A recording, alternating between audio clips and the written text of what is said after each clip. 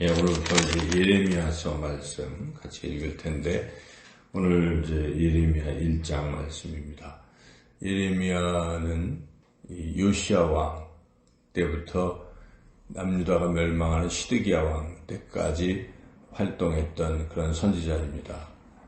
근데 마지막 왕 시드기야 때까지 활동을 했기에 이 예루살렘이 멸망하는 모습을 예레미야는 눈으로 직접 목도했습니다. 그래서 그것이 너무나 슬퍼서 예레미야는 참 통곡하고 울었습니다. 그래서 예레미야서 애가도 이어지는 그런 말씀도 그가 또 기록했는데, 그래서 우리가 흔히들 예레미야 하면 눈물의 선지자 이런 말을 하지요.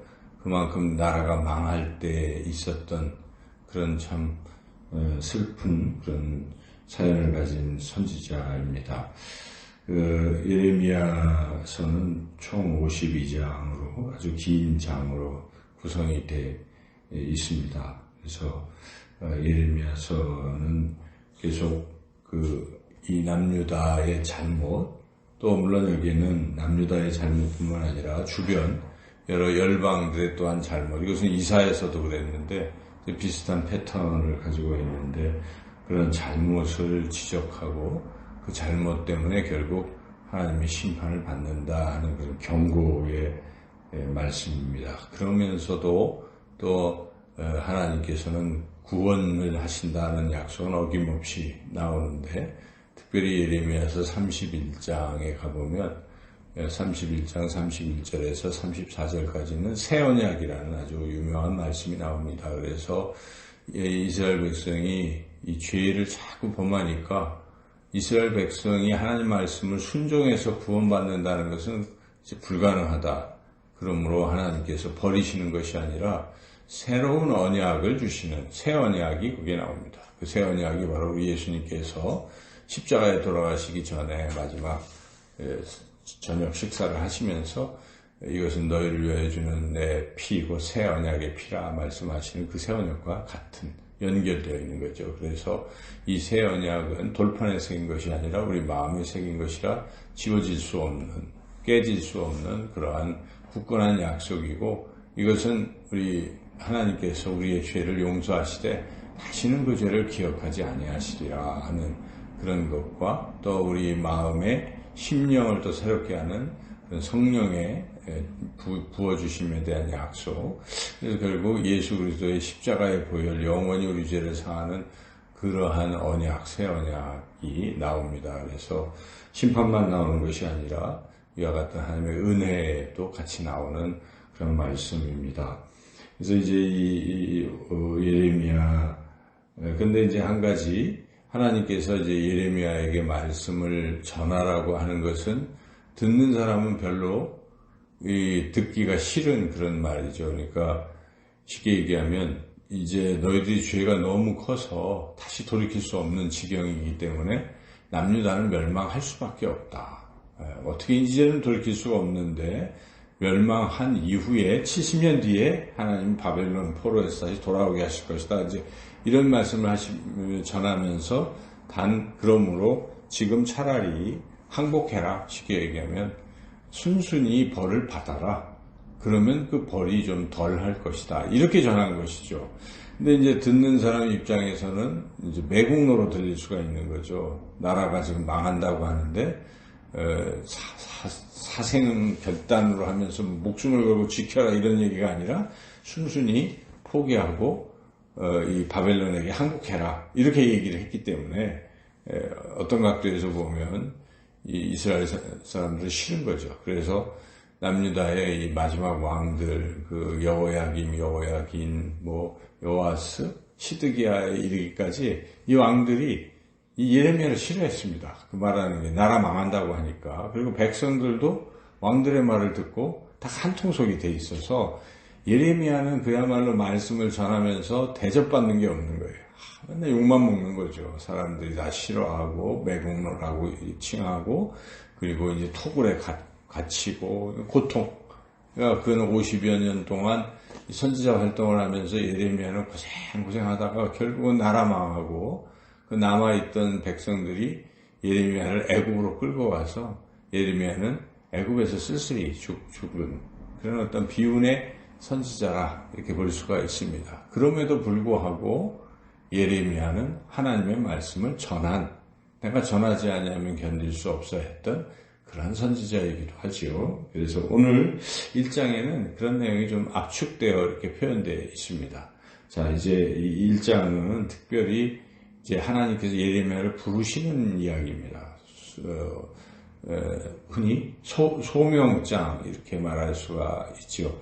이사야의 소명장은 6장이었습니다. 그래서 우리가 6장부터 먼저 읽고 다시 1장, 이사야서 1장 이렇게 읽었는데 여기서 예레미야 1장에 바로 소명장이 나옵니다. 그래서 예레미야를 하나님이 태어나기 전부터 너를 부르셨다는 걸 말씀하고 계신데 5절 읽어보겠습니다.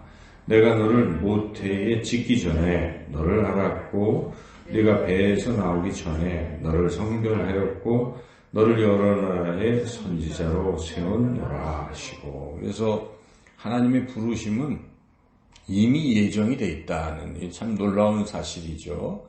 그래서 갑자기 부르시는 것이 아니라 하나님이 계획하신 것입니다. 그래서 우리가 여기 이 자리에 이렇게 하나님의 자녀로 있는 것은 창세전에 하나님이 우리를 부르신 것이다. 계획하신. 그러니까 그걸 생각하면 너무나 감격스러운 것입니다. 나 같은 사람을 하나님이 이미 다 계획하시고 구원하시려고 하나님이 자녀로 불러주셨구나 하는 것 참 감격스러운 일이고, 또한 자녀일 뿐만 아니라 또 하나님의 일꾼으로 우리를 부르셨다는 것, 우리가 항전직으로 부름받고 목회자로 부름받고 하는 이런 것도 굉장한 것이죠. 아무나 이렇게 부름받는 게 아니지 않습니까? 그래서 그런 것들에 대해서 참 감격하는 마음이 있어야 됩니다. 사도 바울은 항상 나를 충성되이 여겨 불러주셨으니 내가 충성을 다하겠습니다. 이런 말 하잖아요. 그래서 나의 나된 것은 다 하나님의 은혜고 나 같은 죄인을 하나님이 불러주셨습니다. 자, 이러한 어떤 부르심의 소명에 대한 확신과 감격이 있는 사람만이 그 불러주시고 맡기시는 사명을 제대로 감당할 수가 있는 것이죠. 감격하는 사람이 감당하는 건데 그 사명을 받고도 이거 그냥 가치 없이 여기는, 제가 참 안타까웠던 것이 어떤 분들은 교회에 이제 집사로 임명을 하잖아요. 그러면 자기한테 허락도 안 받고 임명을 했다고 교회를 떠난 사람이 있었어요. 제 옛날에. 그래서 이 부르심, 이건 하나님의 부르심을 생각하는 게 아니고 자기가 하고 싶으면 하는 것으로 생각하는, 그러니까 신앙이 참 왜곡된 것이죠. 그것은 처음부터 그 교육이 잘못된 것인데 그렇지 않습니다. 이 교회의 직분은 자기가 하고 싶어서 하는 것도 아니고 또 누가 이렇게 시키는 것도 아닙니다. 교회의 부르심은 하나님이 부르십니다. 하나님께서 교회를 통해서, 교회의 목회자를 통해서 부르시는 거예요. 그럴 때 이 하나님 나를 불러주셨습니다 라고 생각할 수 있는 사람, 그 사람은 정말 신앙이 있는 사람이요 하나님의 사명을 감당할 수 있는 거죠. 그래서 오늘 이 말씀을 기억해야 되겠어요. 하나님은 모태에 짓기 전에 아시고 성별하시고 세우시는 하나님이시구나 하는 것이죠. 자, 이런 하나님의 부르심에 겸손한 것은 그래도 필요하죠. 6절에 나는 아이라서 말할 줄 모릅니다. 이런 표현들, 이것은 겸손한 표현입니다. 모세도 그랬죠. 나는 말을 못한다. 이사야도 저는 죄인입니다. 죄인이 어떻게 감당하겠습니까? 그럴 때 하나님께서 제단 숯불로 정결케 해주시고 하라 이렇게 말씀하신 것이고, 여기서도 아이라 말을 할 수 없습니다 했을 때 하나님이 어떻게 하셨습니까? 하나님의 입술에서 손으로 이렇게 예레미야의 입술에 손을 이렇게 대시면서 내 말을 너에게 이제 주니까 할 수 있다. 이렇게 하나님도 격려하시죠.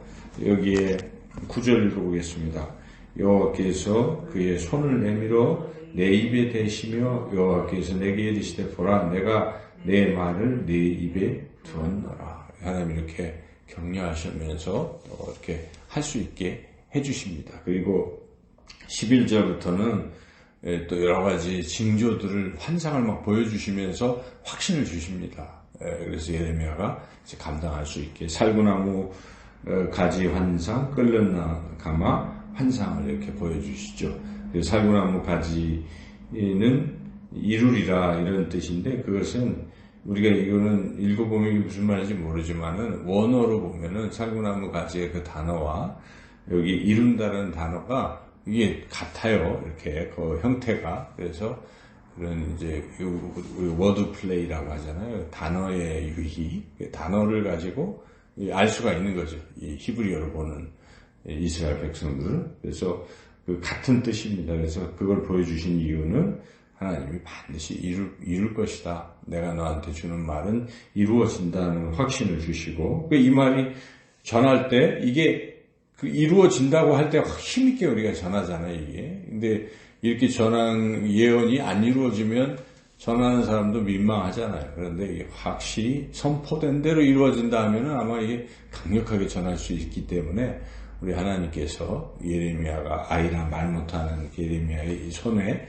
이렇게 또 대주시고 또 이것 환상도 보여주시면서 계속 할 수 있게 하시고 또 하나의 이제 그 끓는 가마, 기울어진 끓는 가마 환상은 그냥 전하는 핵심 내용입니다. 그래서 북쪽에서 남쪽으로 기울어져서 이 끓는 가마는 그 끓는 가마 속에 그 쇳물이 남쪽으로 흘러서 남쪽에 이제 망하는 거죠. 그래서 북방에서 하나님 보내신 바벨론이 남유다를 진멸시킨다는 그 내용, 그것을 이제 보여주시고, 이거 전하라. 지금 이렇게 오늘 1장에서 하나님이 사명을 주시는 것입니다. 이런 내용들이고, 그 다음에 이제 또 한 가지 여기에 왜 그러면 하나님이 이렇게 심판을 하실까? 이스라엘을. 뭐 여러 가지가 이유가 있지만 1장에서는 가장 핵심적인 이유 하나를 말씀하고 있는데 그것은 16절에 나옵니다. 16절 읽어보겠습니다.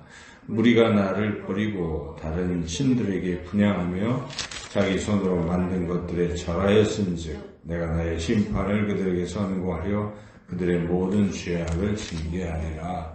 하나님 외에 다른 신을 섬겼기 때문에 진멸된다 하는 그런 말씀. 자, 그래서 우리가 이 하나님은 질투의 하나님이다 하는 그런 표현도 성경에 나옵니다. 하나님은 나 외에는 다른 신을 내게 두지 말라 하시는 말씀. 이 십계명 첫 번째 계명이기 때문에 참 중요한 계명이죠. 그래서 우리가 하나님을 섬길 때는 오직 하나님만 섬겨야 되는 거예요. 신앙이. 그래서 이스라엘 백성들은 사실 이렇게 그렇게도 못했으면서도 그러한 신명기 그 5장의 말씀에 내가 유일한 하나님이시니 하나님을 사랑하고 경외하라 하는 이제 그 말씀, 그 말씀을 이제 그들은 자자손손 계속 외우게 하고 그대로 살게 하는 이제 그런 교육을 하죠.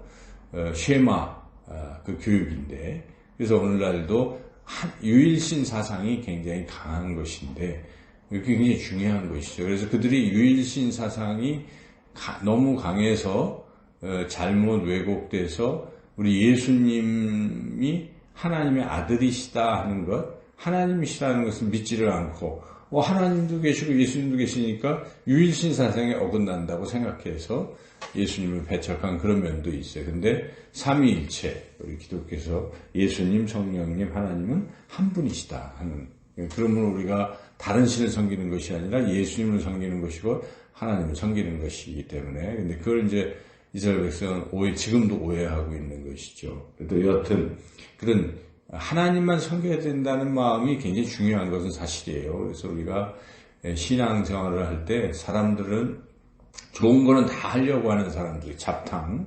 그래서 원불교 같은 경우는 거기는 뭐 여러 가지가 다 이렇게 막 통합돼서 또 이런저런 다종교 뭐 이런 쪽에는 많은 걸 이렇게 혼합해서 하려고 하는 사람들도 있는데 그건 잘못된 것입니다. 그래서 오직 하나님만 섬기는 것. 그리고 우리 신앙의 모습에서도 자꾸 그 제사 지내는 것, 또 세상의 운세 보는 것, 또 세상 사람들이 추구하는 것도 같이 우리가 하면 어떻겠느냐 하는데 그걸 단호히 배격할 필요가 있어요. 뭐 당군상을 이제 왜 했던 그런 것이 사회적으로는 좀 지탄의 대상이 되겠지만 그 속마음은 맞는 거죠. 그래서 또 우상이니까 하나님만 섬기겠다.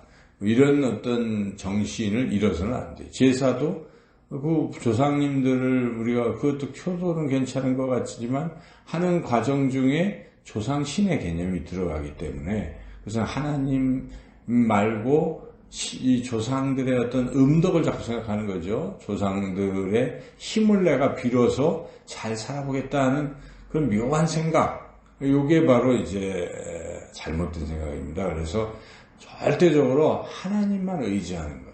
우리가 이 앞서서도 이 왕들이 아시아 왕이라든지 히스기야도 초반에 잘못된 것이 무엇입니까?